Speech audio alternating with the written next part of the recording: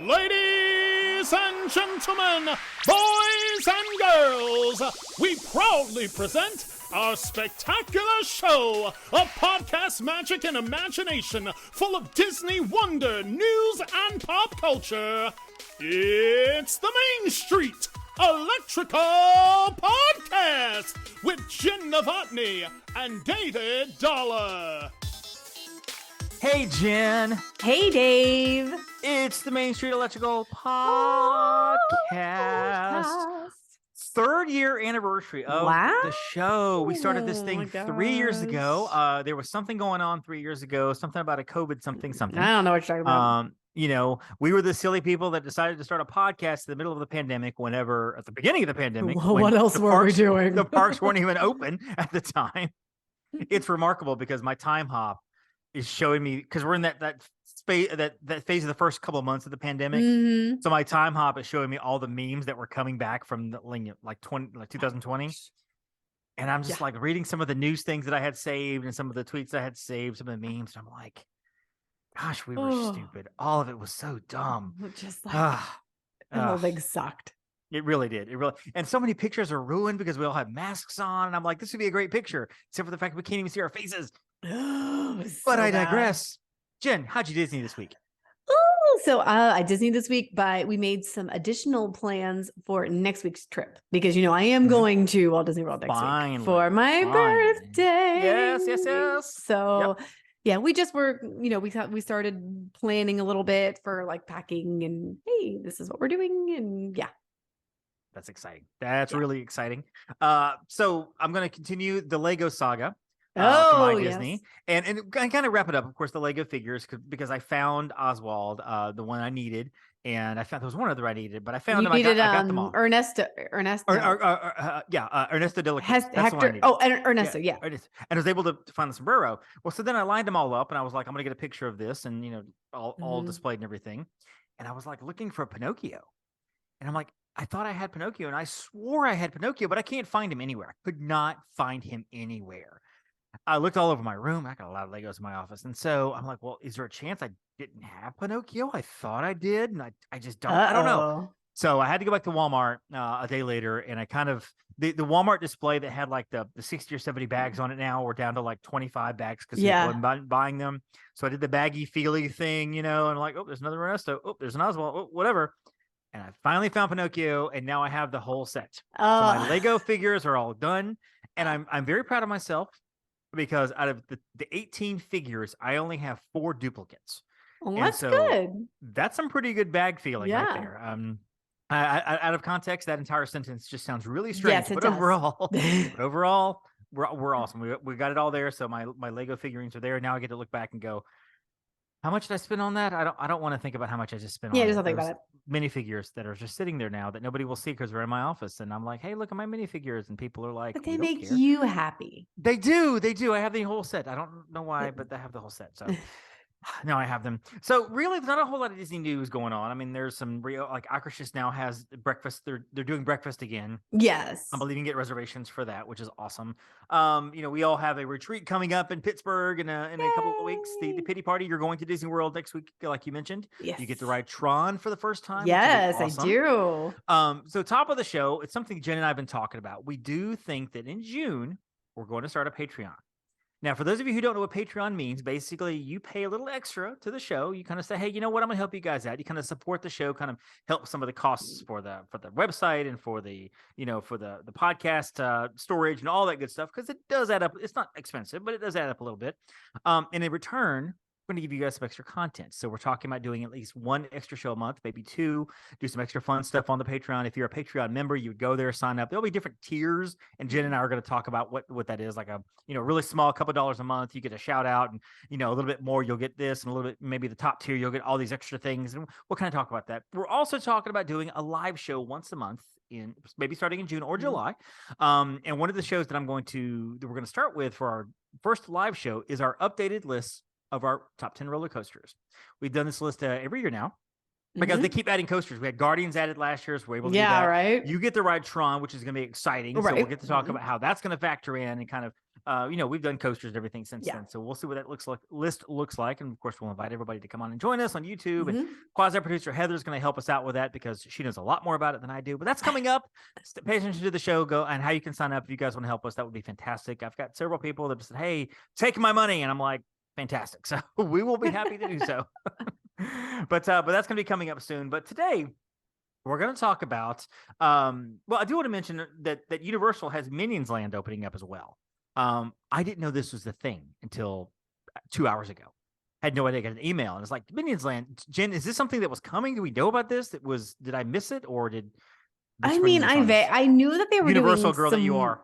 Yeah, I mean, I knew they were doing more with Minions because it's pretty popular. I mean, the Minions franchise is very popular, and there was not a lot of representation in Universal, but really mainly what I've been hearing about is Super Mario Land and Super Mario Land coming and Epic Universe coming. So somehow I also just kind of snuck Minions this in. was open. I was like, oh, this is a thing. Okay, cool. Yeah. Well, here's the good thing about Minions, and this is what I enjoy. I mean, I don't care that much about the Minions cartoons, the Minions movies. They're cute. They're fine. But I will say that in regards to a lot of things, Minions are kind of cartoons you just put on, and it's just silly. It's silly humor. It's silly humor, right? It's fart humor and burping humor and people getting stumbled, like pratfalls and slapstick and whatever. And it's just silly stuff that when you're 5-year-old boy, think it's funny as heck. That kind of humor. There's really not much to it. And families really love the Minions. And so there's all kinds of, there's a new Minion ride coming, or Minion attraction, joining the one that's already there. There's a Minion bakery, Bake My Day. There's a Minions cafe coming, meet and greets. There's an Illuminations theater coming. We can not only meet Despicable Me characters, but also the characters from the movie Sing, which by the way is a really good movie. I don't know if you've ever seen it. It is a cute movie. I did when my niece and nephews were up. I saw it. I was like, this is cute. I enjoyed it. There's a Sing 2. I haven't seen it yet. It's on Netflix, but I do need to watch that. But so I've seen half of that one. Will be there. And I'm assuming it's good. I don't know. I've heard it's okay. The half that I saw was good. Well, I mean, of course, it's a Sing thing, and you're like, oh, I can sing. I love to sing. So that's right up your alley. But so that's all going to be coming this summer over in Universal. But for now, speaking of movies, we're going to talk about live action Disney. Gotta get my list. Now, we want to do our top 10 Disney films, but I didn't want to do Disney animated films. I didn't want to do Pixar. So we took out all animation and said, you know what? No animation. Also, live action is, your Star Wars and your Marvel. And I'm afraid that would completely taint both of our lists. So we kind of threw that out as well. Yeah. Otherwise, anything that's been released that has a Disney label on it, Disney Pictures, Disney Studios, whatever, that is live action or a hybrid of live action and animation, like Bed Knobs, which I still haven't seen yet, is fine. And when we came up with this list, when we came up with our top 10, I'll be honest with you, there's a lot more movies than I would. There are a lot, and honestly, for me, I made myself new other rules too. I'm like, okay, if it is something that Disney acquired, no. If it's something that I don't know, I had to make myself other rules because there were so many. I'm like, oh yeah, this is a great movie. Oh, this is a great movie. Oh, this is a great movie. Well, there's one that I had to make sure that there's a couple that I really liked, but it's a property that Disney now owns. So I made sure it was something they did after they owned the property, not going back home. No, that's fair. Disney owns this property now, so I'm going to go back to the that's fair. No. That's fair because they still one of those. So let's just kick it off here. Let's go 10 through 1. Your number 10 favorite live action film. Okay, I have to give my normal caveat with this one. Okay, because on any given day, this could change. Of course. And it was really hard for me to pick the top 10. It was really, really hard. Yeah, me too. So, I've got 17 on my top 10 list here. Yeah. It's hard. So number 10 is Maleficent. Okay. So I really enjoyed that movie. And I know not everybody did. I know that some people were like, I just thought the imagery was really neat. And it was, I enjoyed the story. It kept me interested the whole time. So I wanted to put her on the list. So that's a good movie. Have you seen the second one? I actually did not see the second one. So I like the second one better. I did. And really? Okay. I'm honestly not a huge Angelina Jolie fan. There's some things I've seen her in that I've liked, but it's never been something where she's the star of the movie and I'm like, I like that movie. I really liked her as Maleficent. She was great. She was fabulous as Maleficent. I mean, she was just really, really good. Those really bony cheeks and things and just whatever. And calling the kid Beastie and just I really liked that movie. And so it's a good call on Maleficent. My number 10 is a much more recent film, and I had a hard time putting this on my list because it is so recent. but I had so much fun with this movie, and I want to see it again. It's on Disney Plus. It's called Chippendale's Rescue Rangers. Now, I am somebody who is very appreciative of the fact when a movie takes a risk. Yeah. Whether it pays off or not, sometimes it doesn't pay off and the movie's not good, but I'm like, okay, I don't like the movie, but I appreciate the fact they swung for the fences. It didn't work, but they tried. This is a movie that should have failed in every single respect because it's a live action remake of an existing property, Chippendale's Rescue Rangers. Right. And then, of course, you see the trailer where you've got Chippendale and one has now gotten the CGI surgery. So it's a CGI computerized Chippendale and the other's traditional animation, and they split up and everything. This movie is so funny, and it does something that I didn't honestly think we would ever see again, and that was, of course, with Who Framed Roger Rabbit, which, gosh, I didn't put that on my list either. Dang it! I thought about putting that one on, and I didn't. I thought you would actually. Yeah, you know what? I just thought about it existing. Darn it. Anyway, so we'll come back to that. So with Rescue Rangers, like with Who Framed Roger Rabbit, that's when you had Bugs Bunny and Mickey Mouse in the same frame at the same time, and all the characters were all together, Warner Brothers and Disney, and with the contention between the Universal companies and the other companies and stuff, it's like that's not something you're going to see again.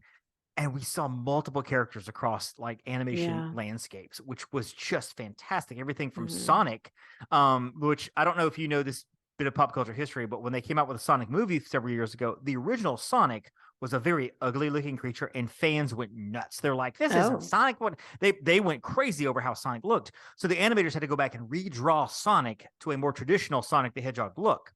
So the old ugly Sonic the Hedgehog plays a big part of this movie, Rescue Rangers. Oh, really? So okay. Cleverly brought in. This is a great film, and I really, Jen, I think you and Brady would have so much fun with this. There's so many callbacks and just so many like trivia pieces in there. Transformers, and there's Voltron, and there's Thundercats, and there's just all of these random characters in this movie, and they just belong to this world. And so, Chippendale's Rescue Rangers, number 10 on my list. Jen, number 9 on your list. All right. It's getting harder. Mary Poppins Returns. And this is a pretty new movie for me to put on there. And I honestly went into seeing Mary Poppins Returns. I've probably said this before, like, all right, you're gonna have to sell me on this because I am a huge Mary Poppins fan, and like nobody's gonna be Julie Andrews, and this better not just be like a remake. And I was very pleasantly surprised. I teared up. I thought it was very, very well done. I loved that Lin-Manuel Miranda worked with I'd say the Sherman Brothers, but with the Sherman brother to to do the music. I thought it held true to the tradition without trying to replicate it. And Emily Blunt, I felt like did a nice job she wasn't trying to be Julie Andrews, and that I really, really appreciated. She did her own version of the character. So, and I loved the music in it. So that's great. Yeah. And a lot of this is like, what would I sit down and watch again right now? That's a lot of what I base my list on. Like not, I like this movie. It's like, what would I literally sit down and watch right now? I mean, you were talking about after you got done watching A Bug's Life over and over, so you could see you could get reminiscence of it. It's tough to be a bug, right? Yeah. That's it. That's it. No. I really like Mary Poppins Returns. And like you, I love the fact that Emily Blunt respected the character so much. She's like, I'm not going to try to replace it because those are big shoes to fill. I also appreciated that Julie Andrews declined the offer to be in the movie because she said that if she was in the movie, people would be talking about her and not Emily Blunt. And so, of course, they got Angela Lansbury to play that part of the. If I spoiled it for anybody, sorry, but Angela showed up. One of her last roles before she passed away. So yeah, and have you read the books? Have you read any of the books? Do you know what I haven't, and I really should? But I've heard that she played the character very close to the books. That's what I've heard. So, and I do need to read it, but of course, then also there's another cameo that made my heart just so happy. I was like, oh my gosh. Yeah, there's cameos all the way through. Yeah, and we won't mention that one, but you guys know what we're talking about. But it's great, and that cameo actually pops up on this next one for number 9 on my list. National Treasure, Nicolas Cage again. Very good movie. This is the Goonies for the millennial generation. Where we had the Goonies in '85 with the kids going crazy through the caves and the Fratellis and you guys and all that good stuff. National Treasure is like a version of that, except you got grown-up Nick Cage going, "I'm going to steal the Declaration of Independence." That was the best line ever. Is a very interesting actor. He's one of those actors now that when you see him in a movie, you don't see the character, you see Nicolas Cage. That is correct. I don't know that he was that way at this point yet when he made this movie. Not quite. Justin Bartha's in this movie. I believe is it Diane Kruger, I think, is the lead female in this, and Female, I love her. She was also in a Quentin Tarantino film, the Inglorious movie that I'm not going to mention. Oh, the Vainglorious movie, yes. Exactly. But I love her in that. And I love National Treasure. It's just a fun movie. It's so implausible and so ridiculous in its nature, but yet you just get sucked in. And I'm one of those kind of people that even if a movie has tons of plot holes in it, if you can give me a good story, I will overlook a lot of things. Suspension of disbelief. That's what you do in theater. Not a good movie, then I'm going to pick that movie apart going, that didn't make any sense. That's stupid. That would never happen. That's just me. That's who didn't I matter because it was a very fun movie. I have not seen the TV show. I heard that the TV show was not that great. I did like the second one, Book of Secrets, I think the second one was called. The second National Treasure movie, you mean? Second National Treasure. Yeah. Yeah, okay. I think it was. But that first one was such a delight and so much fun to watch. Good. And it's one of those you can just pop on anytime and just catch up with it and just go with it. And Justin Bartha's character, Riley, he's the comic relief and he's so great all the way through the movie. So number 8 on our list. Okay, this one, I'm throwing back on this one because I had to think about when I was a little girl that I watched over and over, and I loved the movie Pollyanna. Pollyanna. I loved the movie Pollyanna and just her positivity the whole way through. And I always cried at the end. And just, of course, it was Hayley Mills who played Pollyanna as well, wasn't it? Yeah. And Hayley Mills, of course, a huge star for Disney back in the day. And we've offered her to come on the podcast a couple of times. I haven't heard back, but she'll get there. She'll get here. Yeah, one day.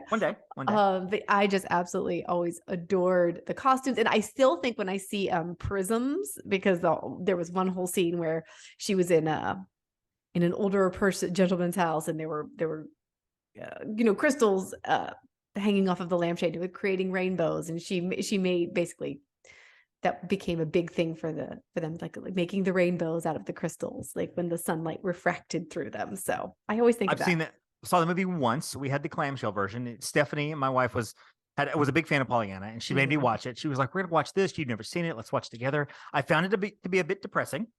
When I remember watching it, it was okay. Not my favorite. I love Hayley Mills, and it wasn't a bad film. This was definitely not on my list because it just wasn't. Like, honestly, I had forgotten Pollyanna existed until you mentioned it. I'm like, oh yeah, I saw that movie. So, one that I also forgot that existed, and you mentioned it a few minutes ago, or I mentioned it in the conversation. I'm going to throw it at number 8. I'm changing my list up just a little bit, as I do with my top 10 list. It's a living list. Who Framed Roger Rabbit? This movie is so good, and it's so different, and it's so fun. And again, I'm putting myself back in 1988 when we had not seen a lot of this before. Sure. We'd seen the cross-pollination of the characters and stuff. Suddenly there's a Toontown. This is where all the cartoons live. And much like the world you would see with Chippendales Rescue Rangers, this is now a world in Los Angeles. You go through a portal, and now you're in a cartoon world. And we all accept that this world exists, and it is what it is. And of course, you've got Judge Doom, who is played brilliantly by Christopher Lloyd. You've got the I love Christopher Lloyd. Whatever the stuff is, I forget the name of the stuff, the acid stuff that destroys the cartoon characters and everything.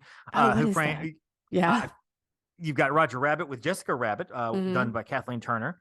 One of those, when I'm 13 years old watching this movie going, I'm very confused right now because I think she's very pretty, but she's a cartoon. I don't know what to do here. So I don't know how I feel about this. And Bob Hoskins is the detective. So good. And it's a historical movie. It's a little dated into some parts, but it's just great. And I'm glad that Disneyland kept the Who Framed Roger Rabbit spin in their Toontown as just an homage to this movie. So number 8 for me is Who Framed Roger Rabbit. Good one. Number 7 on your list. Number 7, Saving Mr. Banks. I was wondering if this was going to be on your list because you being the Poppins fan. Because I'm a Poppins fan. I loved this movie. And again, I went into it like, okay, but it has Tom Hanks. So like right there, I was like, all right, well, it's got Tom Hanks. So it's going to be fine. I loved it. I cried. I loved hearing the story behind it. I thought it was just so well done. And I actually loved the soundtrack behind it as well. I thought it was really, really great. I mean, obviously there's Mary Poppins music in it, but then they also had like some original instrumental music that was just really lovely. Yeah, this was somewhat of a surprise for me because like you, I didn't know what to think going into this movie. Tom Hanks is Walt Disney, and he sort of resembles Walt Disney, kind of, sort of, but not really. But that's the beauty of Tom Hanks. He doesn't try to replicate exactly who the characters are. He just portrayed like when he did, Mr. Rogers. Yeah. He looks not a whole lot like Mr. Rogers, but he did a great Mr. Rogers. But he did a great job. Mm-hmm. For me as an actor, and I'm not an actor, but if I was an actor, I would be like, this is one of those movies that you would just be honored to play. Like Jason Schwartzman and BJ Novak, who are directors and actors in Hollywood. They were the Sherman Brothers. And like, how do you take that? How do you play the Sherman Brothers? How do you play the Sherman Brothers? And they did. And you got a guy playing Dick Van Dyke, and you got a woman playing Julie Andrews in this movie. And like, how do you decide? Oh, guess what? I have a job today. I'm going to be Julie Andrews in a movie. What? Right. That's insane. And they pulled it off really well. The music is great. Emma Thompson is wonderful. She's lovely in it. Yes. There's some backstory to the whole thing. Some of it's kind of true. Some of it's kind of done for Hollywood. And, there was. That's there, but overall, seeing Tom Hanks as Walt Disney portrayed on screen, which was really one of the first times we saw Walt Disney portrayed on screen like that. Mm-hmm. And so there was a movie I watched recently, and it's all about the making of Citizen Kane. And in there's a meeting with different directors. So you have actors playing, Frank Capra, an actor playing Clark Gable, and there was an actor playing Walt Disney. And I'm like, it's a terrible Walt Disney. Why didn't you get Tom Hanks to do that? This movie was made in 1999. You could have had Walt Disney played by Tom Hanks or somebody else. And so it's a very hard character to pull off, but he does it really well. So good job. Number 7 on my list. This might be higher on your list, but again, a surprise because you make a movie based on a theme park attraction, and sometimes it can go terribly wrong. Country Bears, the original Haunted Mansion, even Tomorrowland, not that great. Not that great. Pirates of the Caribbean, Curse of the Black Pearl is fantastic. We'll talk about that too. Yep. So much fun. Yep. It is so well done. Jack Sparrow is a character for the ages. He is an iconic character that will last forever. What I love about this movie, which I think makes this one better than all the sequels that came after it, is that Jack Sparrow is not the focal point of this movie. He's one of 3. You've got Orlando Bloom's character. You've got Will Turner. You've got Keira Knighton's character, and I forget her name.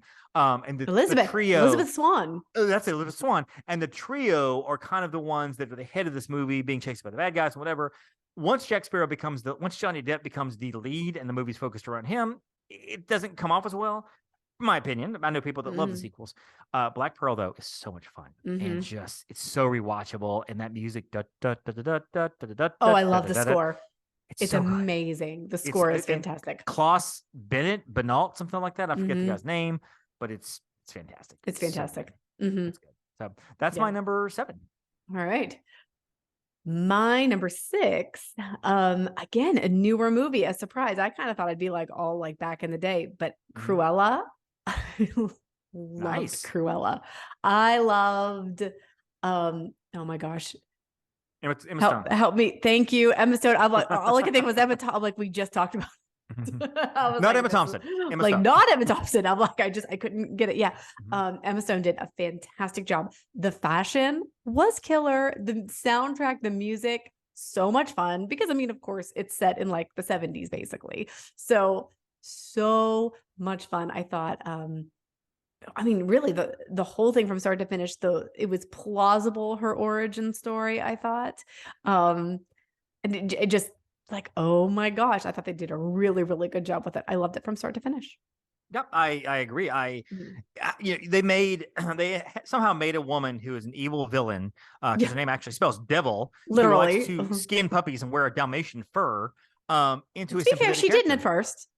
into a sympathetic character. Like you're rooting for her in this movie. Yeah. And she is great. And you can tell she's having so much fun making this movie and having a good time. And you're right, the fashion is fantastic. I believe it was nominated for an Oscar, if not. It was. I don't know that it won. I can't remember if it won, but it was definitely nominated. It definitely should have been nominated, and it was. And it was just the whole movie looks great. The cast is great. The whole thing is pulls off really well. They are making a sequel. I don't know if they're going to call it Tuella or not.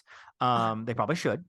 But they are doing a sequel. No, I always get nervous about sequels because it's like you can go one way or like it can be good, but it might not now. And I'm wondering if the sequel is going to go more into the origin of Roger and Anita, because it's like, because you do meet them meet them in Cruella, and you're like, oh, okay. Like I can see that one, and I can see the sequel leading up to the events of 101 Dalmatians. Right? They got all the Dalmatians, and then suddenly you were like, okay, well now I need to pop in the 1996 Glenn Close version to see where we are now. So which not on my list, but I did. Not enjoy on my that list movie. also. But yeah, I like that one. So number 6 is a film that I think came in. Well, I say came in. It made a lot of money at the box office, but nobody talks about it. This is a recent remake, and I don't have a lot of remakes on my list. Live action remakes. I don't have any. And so when I watched Pete's Dragon, much like you watch some of these movies, it was with trepidation. I don't like the original. I never liked the original. See, Candle in and the I like the Water is one original. of those grating nails on a chalkboard kind of songs. And I'm like, Helen, ready. I'm No. ready for you to shut up. No, I Just love can't that handle it. Oh, song. can't do it. Can't do it. I'll never I watch love it. I'll never watch the original again because I just don't care. I get too much other stuff to do to watch movies I don't enjoy. So I watched the remake, which is really only loosely a remake because it's all about a dragon living in the woods. And the little boy lives with the dragon and comes to the civilization. Jessica Chastain is in this as well. This movie is so good. It is so well done. The animation is good. I say animation. The CGI for the dragon is well done. The ending is great. And I'm watching it almost with a family aspect in mind. Like, could young kids watch this? There are some thrilling moments, but nobody gets seriously hurt. There are some kind of heartbreaking moments, but they're remedied in the end. So it's not like, oh my gosh, you're in peril danger, you're going to die kind of thing. I mean, it's just so well done. And the little boy in this is, he lives with Pete's dragon. He lives with the dragon. He's Pete's dragon. He lives with the dragon. He comes back out. He's discovered Pete. That's it. His name is Pete. Because Elliot is the dragon. Hold on. Pete's dragon. That checks out. And so, he's discovered by Jessica Chastain, and I forget who else is in this movie. And they're protecting Elliot from the hunters and the poachers who want Elliot, whatever. Jen, you would love this. I think you would cry in this movie. Although I love the originals, so. But I think it's the same in name only, and the concept of Elliot, Pete. Then I would probably be fine if it's not I think it's so different. Yeah, I think it's so different in nature that you would really like this movie. I think you would. So I would say check it out. Pete's Dragon, number 6. So now we're halfway through the list. Number 5. Number 5 for me, Chronicles of Narnia. Interesting. Okay. Yeah, which I debated whether or not this was allowed, but I was pretty sure it was allowed. And I mean, they did a Disney Plus on it, so I'm like, wow, I'm allowed to do this one. The first 2 are allowed. The third one is not. No, the third one is not. But I wouldn't have put the third one on the list anyway. Right. Honestly, even the second one I wouldn't have. But Narnia was one that when I was a kid, I read the book and loved it. And then, well, specifically because of course it is a series of books. Right. I read 7 the first books, I think. 7 books. Yep. But the original, The Lion, the Witch, and the Wardrobe, I loved it as a kid. So again, when it came on screen, I thought the CGI was fantastic. I thought they did such a beautiful job with all of the characters, with Mr. Tumnus, with, that is one that I would watch over and over. And I was excited for number 2. I really enjoyed number 2. Number 3, I was like, Prince Caspian. I liked it. Prince Caspian was really good. Number 3, I was like, I mean, okay. Like at first I was like, let's do all 7. And I was like, well, maybe we don't. But I really like this one. Lion, Witch, and the Wardrobe, that's the first book that was published. It's the first book, yes. Is that the first book in terms of story? Yeah. So basically, it takes place during World War II, and that's the first time that we meet the 4 siblings. They are sent to live with a distant relative, basically, because the Blitz, London, World War II bombing, not good. So they're sent out to more of the countryside, and in the course of the movie, they discover this old wardrobe, and in a bedroom, they're trying to, doing make-believe, just, running around to fill the time. And the littlest one goes into the wardrobe, because there's fur coats and she's hiding. It's a hide and seek game. And she's like, oh, wow, this is a deep wardrobe. And as she keeps going, suddenly she turns up in this other world, basically. Nice. And she meets a fawn, not straight up animal, but like the sort of like mythological fawn, like half human and half goat. Half some other thing. Yeah, I think, but regardless, and then that starts the whole adventure, and somehow they discover that they can go between the worlds. And it is just the Ice Queen has taken over Narnia, and basically it's the whole the epic adventure of the 4 children and what happens. So I like how you just described the entire book to me. I've read the book and I've seen the movie, and I love the movie too. My question was about I know there's been some debate on whether this one is first, or maybe The Magician's Nephew or The Horse and His Boy was first. It's one of those which one should you read first? No, I think you read. I think if you there is one that sort of is a throwback in the series, but I think you have to start with The Lion, the Witch, and the Wardrobe. It makes more sense. I've only read The Lion, Witch, and the Wardrobe. I've never read any of the rest of them, and I need to go back and they've actually got them on audio. You can read the entire thing. Oh yeah, I'm sure they 33 do. hours, and they're read by different Lynn Redgrave, Derek Jacobi, Kenneth Branagh, Patrick Stewart. And you can either do your author's preferred order or your publication order. You can decide which ones you want to do. So I'm going to have to go back and go through the entire series. I think you would really, I think you would really I'm sure like I it. would. Sorry for explaining the whole thing to you. Oh, no, you're good. But you're for fine. the audience, that's what it is. I was just letting you go, which is great. So that's your number 5. Number 5 for me, I'm just going to say Mary Poppins, but I have a feeling we're going to talk about Mary Poppins in a few. So I'm going to go ahead and shoot back over to you at number 4. So that way we're not talking about Mary Poppins for now. My number 4 was Pirates of the Caribbean, which we already talked about. So I'm going to shoot it back over to you for your number 4 because number 4. I have a feeling this is not going to be your number 4. Okay, and this is again a surprising film that I absolutely love so much. Alexander and the Terrible, Horrible, No Good, Very Bad Day. Really? It came out 2013, 2012. Was it this good? This is one of those movies that on my movie podcast we have a genre of films that are just so fun and surprising, and you're like, wow, did I like that movie? We call that term is a frickin' delight. And that's what this movie is. This movie's a freaking delight. It just is a delight. You got the little boy who, his whole day starts off wrong, and he just wishes, and he wishes out to God or to the universe or whatever. He's like, I just wish, that basically that everybody else would have a bad day too, or something like that.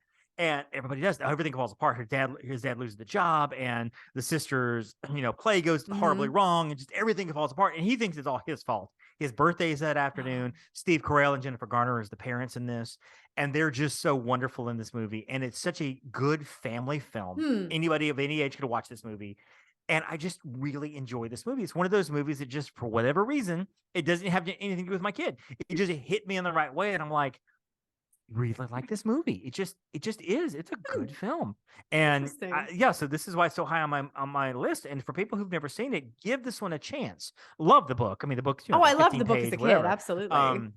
But yeah, this is a well done story of taking and making an hour and 40-minute movie out of a 17-page book. I was going to say it's like a short little book. And it worked. So it's really good. So number 4 on my list is Alexander and the Terrible, Horrible, No Good, Very Bad Day. No. Number 3 for you. Number 3 for me is the original Parent Trap.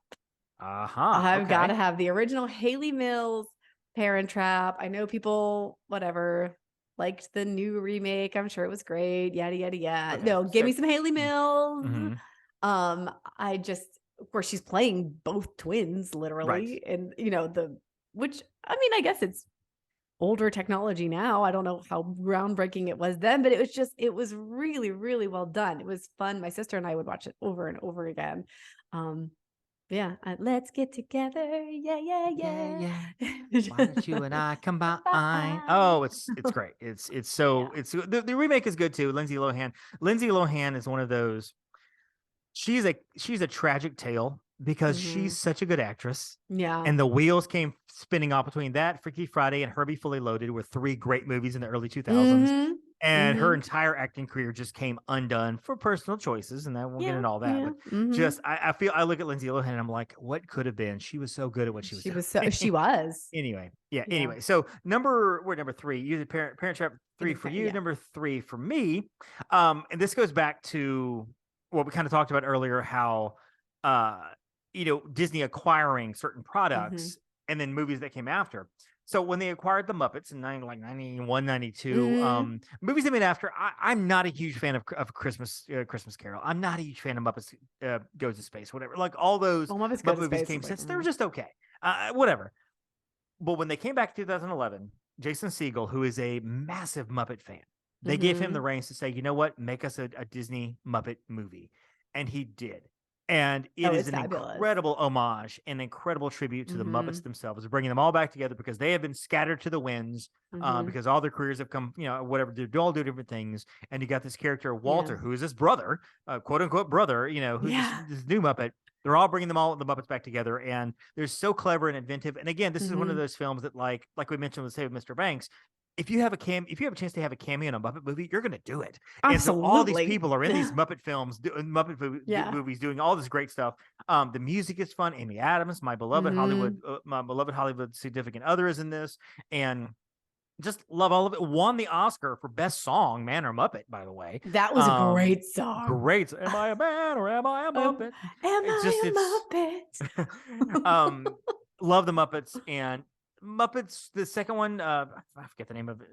The Muppets one Most Wanted. Yeah, Muppets Most Wanted. It was okay. It was all right. It wasn't as good. I have a problem now with the Muppets because Kermit's voice is just awful. It's not right. It's like they're not even close to it. It's not close. But this one, 2011, the Muppets, so good.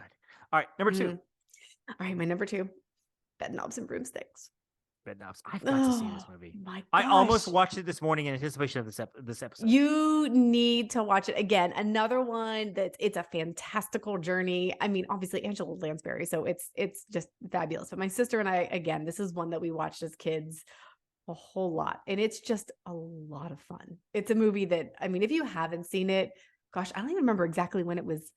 Late 70s or early 80s when it came out. I can't remember exactly the time frame. Right. But, you're using the bedknobs and broomsticks. I mean, bed knob helps you to time travel, and with the Portobello Road song, correct? Is that yes? Yes, I know the song. Again, as my Disney store was closing, I went out and made like 15 mixed CDs of Disney so we could play overhead because the video screen didn't work anymore. And Portobello Road was one of the songs we played. And so I learned the song, whatever. I've just never seen the movie. And it's on my list of movies to watch like in the immediate future. I'm so busy not working in tests. I've got to get to it. So we'll get there. Yeah. But I do want to see it. But also, if I'd seen it this morning, I would not have put it on my list because it would have been so recent. It would have been too recent. No, but you should watch it. I will watch it. I will watch it one of these days very soon. So that's your number 2, right? That was my number 2. Number 2. Okay, so number 2 for me, this is the one that made me fall in love with Amy Adams, and I've seen every movie she's done since then. This is Enchanted, 2008. Oh, and I actually forgot to put that one on.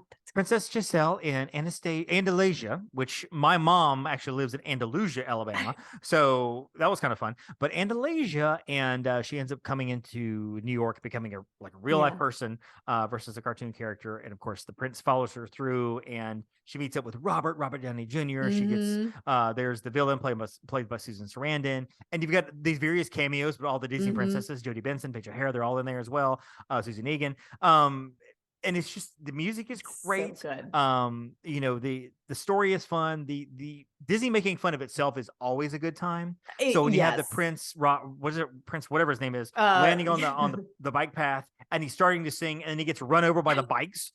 That's a great moment. So much fun. Or they're in the park, and then how does you love her? And Robert is like, "Why are you singing? What's going?" And he's like, why is everybody dancing? He's the audience because he's perplexed, going, "Why is everybody singing? What's happening right now? How do you all know this song?" Yeah, exactly. And it's so much fun. I love Enchanted. Yeah. I do have a list of my 100 favorite films of all time. My 1 and 2 are on that list, and Enchanted is on that list. Okay. Love Enchanted. So it is a great movie. Number 1, by the way, I've already written it down. It's on my list here, my notes. I don't know if you can see it or not, but it does say Mary Poppins because I'm assuming that's where we're going. That's 100% it. It's Mary Poppins. It's nobody's surprised because it is perfect. It is the perfect movie. It's Julie Andrews, who is amazing. It's Dick Van Dyke, who is also amazing. It is a fabulous story. To this day, I can pick it up at any point. I probably know all of the dialogue. And I love where they go into they pop to the chalk pictures, and they're the supercalifragilistic where they're doing the animation and everything. The costumes, it's a beautiful movie. Everything. It's a beautiful lovely. Movie. It's so well It is done. A beautiful film. Trivia: Mary Poppins, I believe, was up for the role in My Fair Lady, and they gave that to Audrey Hepburn. So then Julie Andrews went and won the Oscar for Mary Poppins, an award that Audrey Hepburn was nominated for but did not get. She was nominated for My Fair Lady, and Audrey Hepburn did not sing her own songs. Julie Andrews did, so that helps. Exactly. Which is what it's funny because in my head I'm like, oh yeah, Julie Andrews did do My Fair. Well, she didn't. She just kind of did. Such a neat individual. Like everything I've read about Julie Andrews is great. I've never read her biography. It's on my extended list of books, 1,000 books to get to.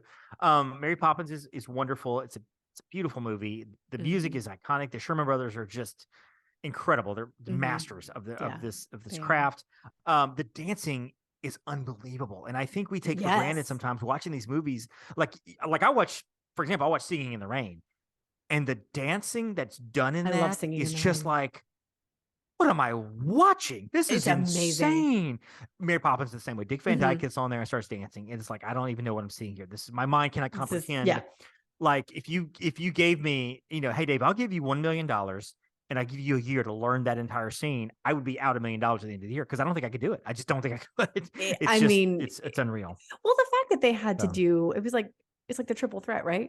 You have to yeah, act, you have to sing, you have to dance, you have to be able to do all of yep, those things, and they did it yep, all well. And there were not real. I mean, I don't want to say there weren't stunt people, but like yeah, you mentioned Singing in the Rain. That's one that I'm always like, he really did that. Like that wasn't CGI. mhm, Like yeah, Cosmo Kramer ran up the wall and flipped. yep. Like that was not It's on like film. it's like Justin Timberlake. He can sing, he can dance, he can act. It's a triple threat. So it's kind of the same thing. Dave Van Dyke, Justin Timberlake, kind of on the same. Almost No, the same. No, almost not quite. yeah, not quite. Nice try. Only one dated Britney Spears. Only one Oh, does well. quasi producer. Oh, there's only one that quasi producer Heather hates because of that. Anyway, back to the list. My number one is The Parent Trap. I love this movie. I remember watching this OG Parent Trap? the OG, Okay. not the new one, not the OG. Okay. There's nothing wrong with the new one. The new one's fine. Jamie Mhm. Lee Curtis, Lindsay Lohan, they're great. Yeah, And, no, it's oh my fine. gosh, It's I'm fine. old and whatever. It's great. The original Parent Trap, I remember seeing this when I was 10 years old, having such a crush on Hayley Mills in that movie, even though not really fully comprehending the fact that she's like 40 now when I'm watching the movie. You know. The movie is so good because you Mhm. have the two twins there, identical strangers, and they're separated at birth, and obviously you watch it now and you're like, okay, I can kind of see through some of this, but it's such a magical film. It And is. I believe it's Brian Keith is the actor, and I don't know the actress's name, who's the mom in this as well, and but all of it's just fun. The music is It's great. just Those fun. get together is iconic, and Mhm. it's just a movie that I could also, like with Mary Poppins, I could probably sit down and just watch and pick it up at any Mhm. point and be like, I'm gonna watch Parent Trap. This is great. I Mhm. love this movie. Mhm. And it's a movie that I haven't introduced Campbell to yet, only because he doesn't sit down and watch many movies, but I will one day soon. This is one that I want him Yeah. to see because it's just fun. It's fun. So Oh, I think are he'll there like any that it. didn't make your list that you have there that you're like, almost made my list, but not quite? Yeah, so I actually have I mean, it was hard for me. So I think I have like 6 or 7 honorable mentions that like easily could go up there. Swiss Family Robinson. Okay. Always loved Swiss Family Robinson. Again, going back in the day. Pete's Dragon, which we already talked about, definitely was the original Right. Pete's Dragon. Cool Runnings. I like Cool Runnings. I did like Cool Runnings. Runnings. Yep. So like my sister and I would be like, Sangha, you dead, man. LOL, is you dead? Is you dead? The Mighty Ducks. Mighty Ducks. Newsies. I Love Newsies. I did have love Newsies on my extended Newsies. list. Yes. And Herbie the Love Bug, the original, just because growing up we Fun always times. watched it. It's a fun movie. There was a slate in the 90s where they had all those sports movies, Cool Runnings, Angels in the Outfield. Yes. There was a baseball movie. Was it? I'm not Rookie of the Year. There's another. I feel like there was another. There was another besides baseball Angels in the movie. Outfield. Yeah. Little Big League or something. I don't know. There was and then Miracle, which came out in the early 2000s, which with Kurt Russell as for the Olympic. That's fantastic too. So that whole 10-year period of all these Disney sports movies are great. I had Cruella on my list. I had Jungle Cruise, although it is fairly recent. I've only seen it once, so I couldn't put it on there. I did have Narnia on there, Saving Mr. Banks, the 101 Dalmatians from Glenn Close, and there's a movie that came out in 2010 with Nick Cage that I think has been completely forgotten, The Sorcerer's Apprentice. I did forget that one. Movie. I liked that was movie. a fun movie. You know, I had a good was time. a fun movie. It's one of those. I was like, this was a good movie, and of course, the critics just hated it. I'm like, The critics why all the hated hate it. for this movie? It There's was one more that I good. want to mention, and I've only seen this movie, I want to say once, 1986 in October. It's called The Brat Patrol, and Sean Seen this Astin one. from Lord of the Rings, went on Lord of the Rings and the Goonies. This is a Disney movie of the week on ABC or NBC, and they presented when they did movies every week. And I remember The Brat Patrol, and the only reason I remember this is John Astin was like one of the army brats, one of the kids, of whatever, and there was some sort of like technology that had fallen into the wrong hands, and so they were the kids. They had to go and save this. I don't remember a lot about the movie. What I do remember is loving this movie when I was like Really? 10 or 11 years old. Oh my god. Loved this movie. And now I'm like, I want to find it. And I think it's $3.99 on DirecTV or something. and you can't find it. It's nowhere to be seen. It's nowhere to be rented. Nowhere to be streamed. Yeah. And I You really might just wanna have to see pay this the $4. movie. I might have to pay, but I don't have DirecTV, so I don't even know how I'm going to watch Oh. it then.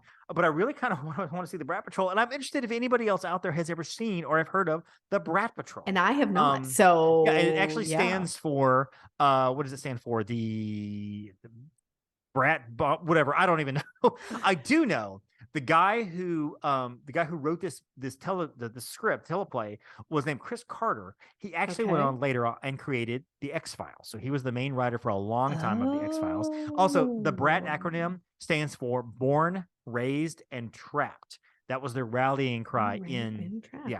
Again, movie channel Disney movie of the week on ABC, well before the Disney Channel original movie. So that is our list. We would love to hear from you guys out there what your list looks like. You can always email us at themscpodcast@gmail.com. You can always find us on all the socials, the MSC Podcast on Facebook and on Twitter and on Instagram as well. Jen, where can we find you and your trip next week? You can find me at Uponistar Jen or my personal Instagram at Jen_Novotny. Awesome. Find me at The Magic on a Dollar on Instagram. Find me at Magic on a Dollar and Disney on a Dollar on Facebook as well. And we would love to hear from you guys. Jen, you're going to Disney World next week. I was just thinking how we've been talking about this trip for a long, long time because you went several months with no trip because you were building a house. Your house is finished. Yeah. House update for the most part. We kind of moved in. We're kind of done. There's a few more things happening. We are. Yeah, no, we're in. We are.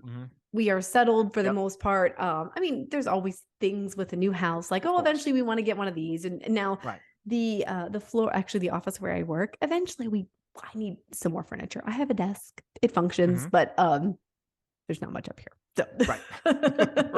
We'll get some furniture eventually up here. But yeah, for the most part in our house, we're nice and settled. So and now the trip that had been months away, it's here next week. It's suddenly here. Yeah. So excited. Time goes by so quickly because now next Wednesday, my kid will be a 5th grader because he will be done with 4th grade. And it's like, we just got to 4th grade. What just happened here? What just happened?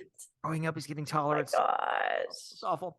It's awful. So that's our show, folks. Thank you so much for joining us. Thank you for listening, subscribing, downloading. Go on iTunes or wherever you listen to your podcast. Leave a review. That's how the show is found. Definitely let us know if you guys are interested in the Patreon and all the fun stuff. There'll be more information about that coming up. And until then, of course, you can also find us at PonistarTravel.com. That's our website for the agency and all your trips and things like that. So until then, there's Jen. I'm Dave. Hey, don't forget to thank your Phoenicians. Thank you for listening to the Main Street Electrical Podcast. You can find us on Instagram, Twitter, and Facebook at the MSE Podcast, or visit our website at themsepodcast.com. Be sure to subscribe, and may all your wishes come true.